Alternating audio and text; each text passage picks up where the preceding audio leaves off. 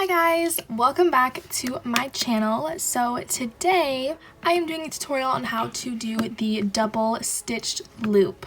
A lot of you guys know that I do the normal stitched loop on a lot of my bracelets, and I do have a video on how to do this already. It is in my video on how to start and end bracelets, which is linked in the description box. However, I did show a couple bracelets before in past videos that had 2 or more stitched loops on top, and people were asking me how to do it. So finally today I got around to actually doing this tutorial. So if you want to learn how to do it, just go ahead and keep on watching. I also want to say that I pretty much thought of how to do this on my own. I did not watch any other tutorial on how to do this. I started doing this probably a year and a half ago, so there might be a better technique on how to do this. This is just how I figured out how to do it on my own. Alright, so for this double loop, I'm going to be making this pattern here, and if you're going to do double loop, I'd recommend doing it on any bracelet that is more than 20 strings. It's really up to you, but that's just what I personally like to do.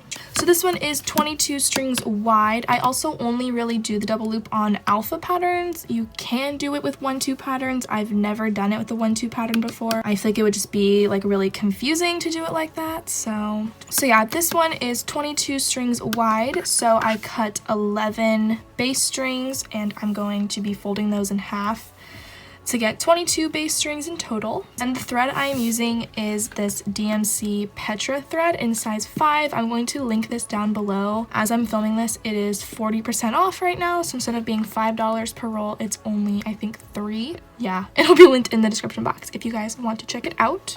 So to do the double loop, we're obviously going to need to do 2 separate loops. If you already know how to do the stitched loop, then this will be a lot easier for you, but if you don't, that is totally fine.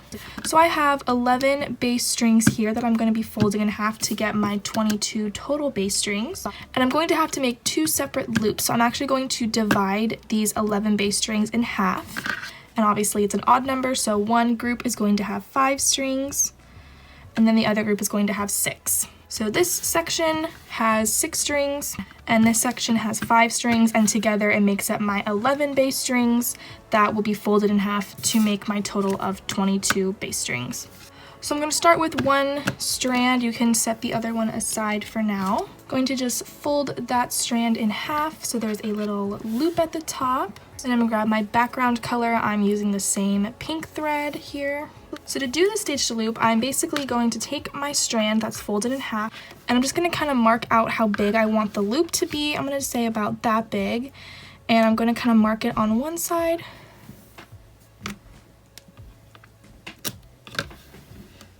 And just tape it down where I marked it, just like that.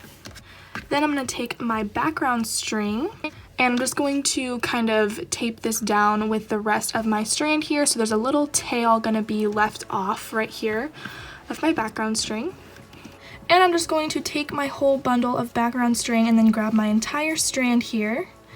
I'm going to do forward knots, and then I'm going to do a backward knot. And then I'm going to do another forward knot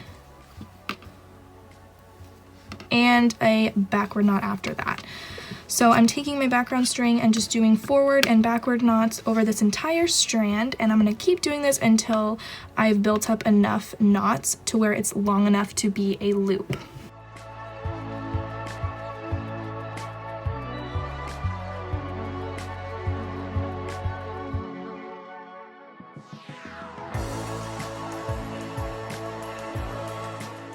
So once you think it is long enough to be a loop, you can go ahead and kind of just curl it like this to see how long it'll actually be, and that to me is actually really big, but that's okay.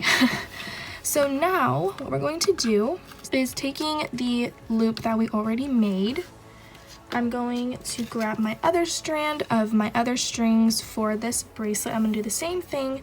I'm going to fold them in half, just like this, and then I'm going to mark out how big I want the loop to be and just kind of mark it on one side, bring it over, and I'm going to line that up with the stitched loop that I already made. So this is where I marked it for how long I want the loop to be, and I'm going to just line it up with my other already made stitched loop and then just tape that down together like that. Now I have my 2 loops, one that's already stitched and made, and then the one that hasn't been made yet, and they're taped together.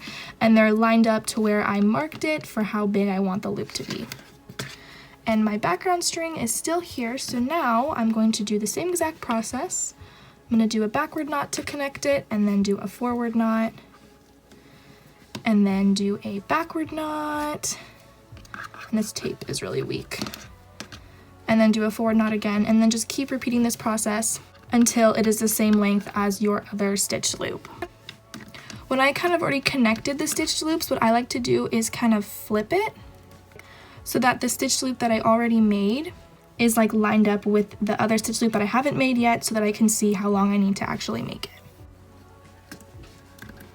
So now they're kind of just lined up like this, so I can continue making this one, and I can just wait to see how long it'll need to be for this one.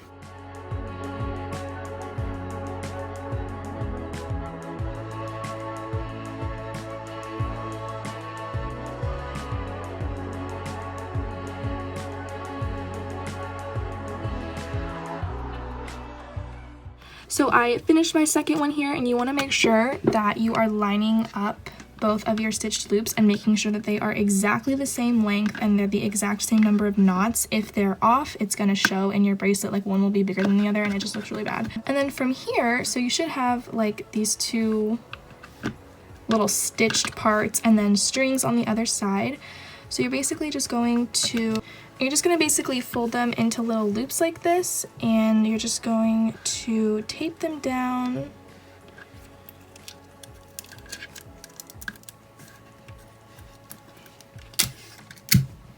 in the little loop position like this.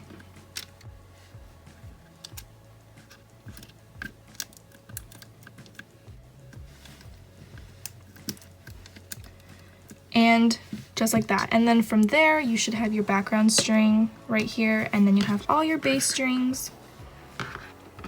And from here, you can go ahead and just start your pattern. And you should also have a little tail here from your background color string.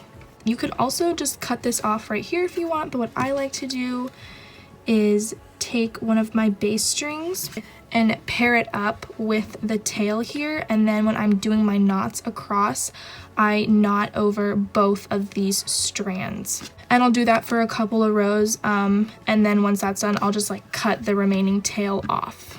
Alright guys, so that was the tutorial. I hope you guys all enjoyed this video and found it helpful. I also want to say that you can actually do more than just 2 loops. This is not limited to only 2 loops or 1 loop or whatever. You can do multiples.